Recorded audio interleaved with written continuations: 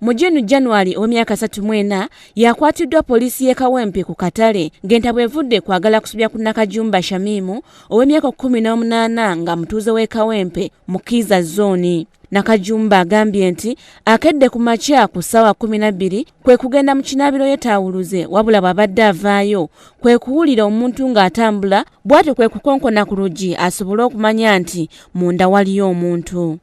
Omusajja najja n'enkonkona bwe nti ne mugamba gye ndi ye n'awaganya okuba alina bbode ennene n'ayitawo n'adda mu kiigo mu nsonda ne mugasewo nkyakola ki nkyafuka najja kati mbadde nyimuka bwe nti okwambala empale jukira nasso nenjamu ebipaadi beneesabisa nembisa wali eri waggulu ku kuba omusayi gubadde gujja ttonya nemala kati wenyimusa bwe nti obbizaamu ye n'ajja mu kiigo gye ndi olumaze n'abeeranga aggalawo n'anjigiriza bwati omutwe ng'ayaka kunyambulamu mpale gissa wansi. Nze mbadde neebase bwe neebase nempulira abatuuze bano abetupangisa nabo ne bankubira ne bankonkona wano nga banga Mr. Uganda nvaayo Mr. Uganda nvaayo nimulaba kiki ngenze kulaba omusajja nga bakola ki bamukuba kumukuba omusajja nga tumubuuza ovaawa kiki kyokola wano osulawa omusajja nga tayogera. Omu ku bamulirwana ataasizza Nakajumba ategeezezza nti bo ku nnyumba zaabwe balina enkolagana era ng'omuntu yenna bw'akuba enduulu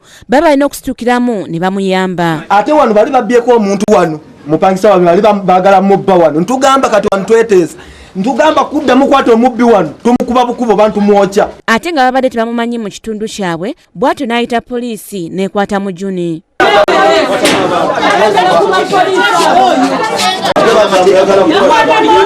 Mu Juni abuliddwako byayogera bw'atyo n'atwalibwa ku poliisi ng'okunoonyereza bwe kugenda mu maaso. Aida Nakazi yakusakidde eggulire lino ku Lwabukedde TV.